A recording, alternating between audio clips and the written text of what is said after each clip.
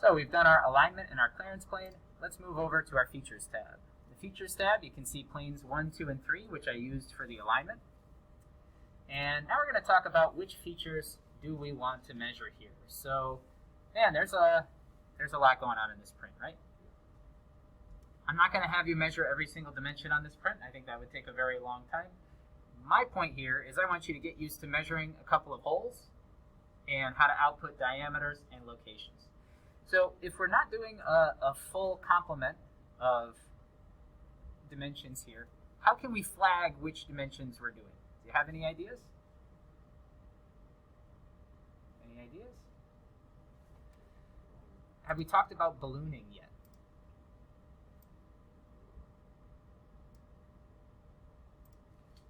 No, we haven't talked about ballooning? All right, so I'll show you an example of ballooning. So I'm going to balloon in PowerPoint mostly because I can capture that on video. And I basically took I used the snipping tool to grab a picture of that. And now I'm going to come in here and add a circle. And I'll come into the format and I'll fill this with no color. And then I'll make the outline red and I'll make it a little thicker. And then I'll come in here and drop a text box inside of there. And I'm going to make that number 1. And I'll make number 1 red as well. And then I'll fit these a little bit. So there we have a standard balloon. Now there are softwares that can do ballooning for you. The most popular software that is used in industry, at least around here, is called Discus. Discus is used to automatically add balloons. And you're going to see why, because this process can be kind of painful if you want to do it digitally, as I am. There's a lot of grunt work trying to get all these into the correct spot. All right, but there's our first balloon. So let's see, which dimensions do we want to measure here? Well, we want to measure some diameters.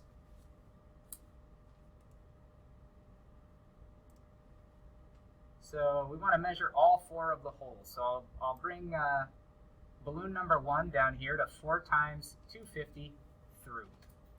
Then I'm going to copy paste it, and I'll put balloon number 2 as 750 plus or minus 1. I'll make balloon number 3 at 500 plus or minus whatever that is, plus or minus 1. And let's see, that covers all of the holes that we want to measure, right? So you see how those balloons allow you to really quickly get your eye to whatever I'm talking about on the print. All I have to say is balloon 2. We're all looking at the same spot. We're looking right over here at this 750 plus or minus 1, which refers to this feature right here. Now I do want to show you how to measure a couple of distances and locations here. What would be a good distance? Let's add a dimension for, let's say, the distance between here and here, and that would be balloon number 4. And we'll add one more as well. We'll measure the distance from this 2 times 4-inch 375, and that'll be balloon number 5. So here we have 5 different balloons that we're going to measure on this drawing. Now the standard process for ballooning a drawing is not to go in and add select features here.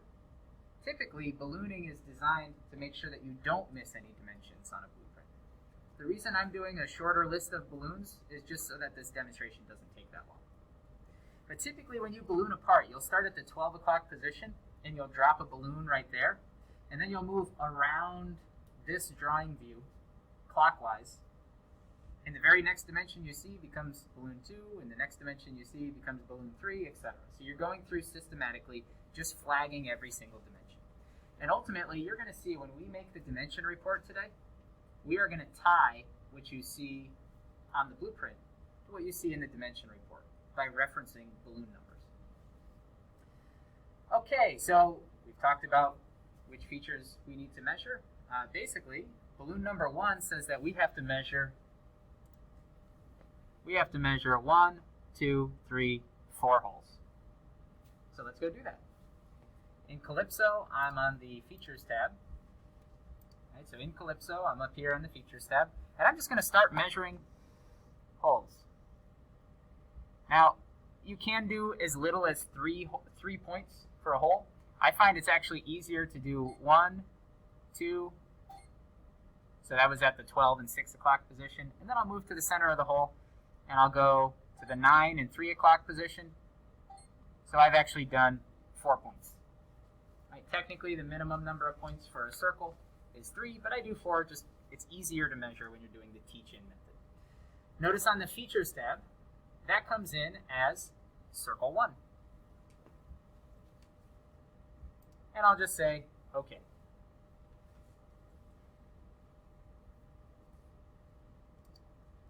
Now I'm going to repeat that for the remaining 3 holes. Move over to the second hole.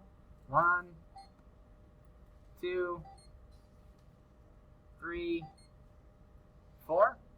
Now the big thing here is remember to hit OK on this features window before you move on to the next feature. Now also notice on the graphics screen we have circle 1 and circle 2 that I've added so far. I'll go probe circle 3.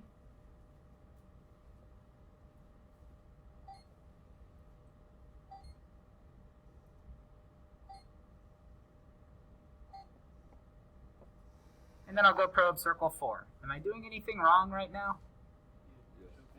Yeah, remember to hit OK, right? So tempting to move on to the next circle and just start measuring it. You'll end up combining all your features if you forget to hit OK. So at the 4th hole, we'll go 1, 2, 3, and 4. And then we'll say OK. So looking back at our blueprint, looking at our ballooned blueprint, those 4 features allow us to output balloon number 1. But there are 4 of them, right? So really, we have balloon number 1.1, balloon number 1.2, 1.3, and 1.4. But with that said, we're not worried about the counter bore or the counter bore depth yet. We're just doing that we're not worried about the through hole. This should be on the counter bore.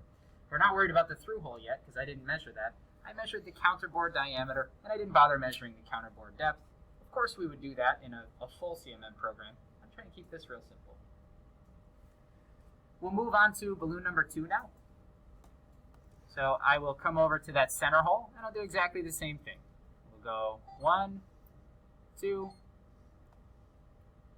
3, and 4 points.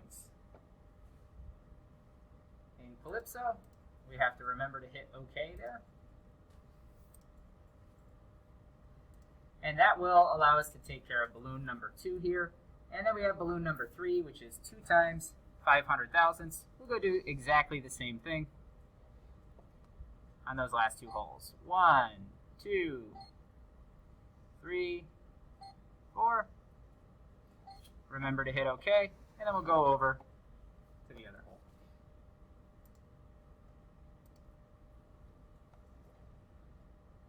One, 2, 3, and 4.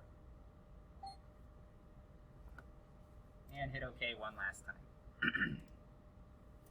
So we have enough information to output balloons number 1, 2, and 3. How about balloon number 4? Do we have enough information to output balloon number 4? Yes. So balloon number 4 goes from the back edge of the part to hole number, I guess it was the first hole that we measured right here. So we don't know where the back edge of the part is yet, do we? No.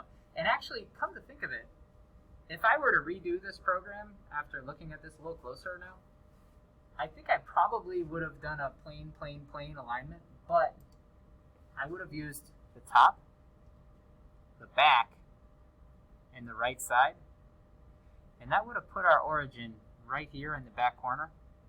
And the reason that would make that easier is look at where all the dimensions are pulled from. You notice that all the dimensions are baseline dimensions here. There's one baseline right here, and everything is pulled off of that back corner. If I had done it like that, I could simply output the location of this hole, and that balloon would be done, and I could output the location of this hole, and that would be done. Well, okay, it's not the end of the world. I just have to go add in one more feature to be able to compare a distance from the back of the part to this feature here. But I can see that just by looking at the balloon right here. So I have to go from the back edge to the hole that I already measured. Okay, well let's go touch the back edge. Now we have some options here. Do we want to touch the back edge of the part as a point, a line, or a plane? A plane would actually probably give us the most repeatable results. But now we have to watch out for that clamp right there.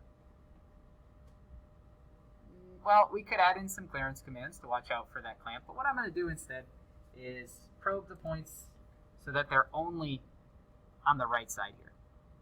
I'm not going to probe 2 points here and 2 points over there like I typically would to get the full expanse of the plane, because I know that's going to make us have to jump over this clamp.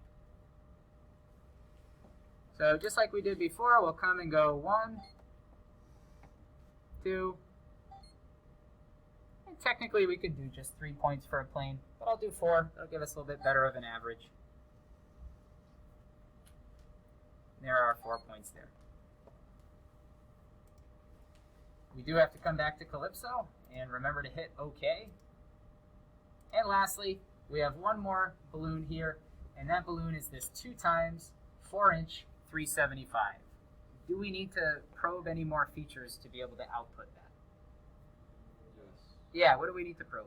The right edge. Yep, we need to probe the right side of the part. So we'll go probe 4 points on the right side of the part as well. Here we don't have any clearance issues, so I'm going to take up as much room on this plane as I can. That'll give us the best results by spreading those points out to the furthest extent of the part. All right, so now we're back to where we left off last week. So last week we really only covered how to do features, right? So now we've added all of our features into our program. What do we do next?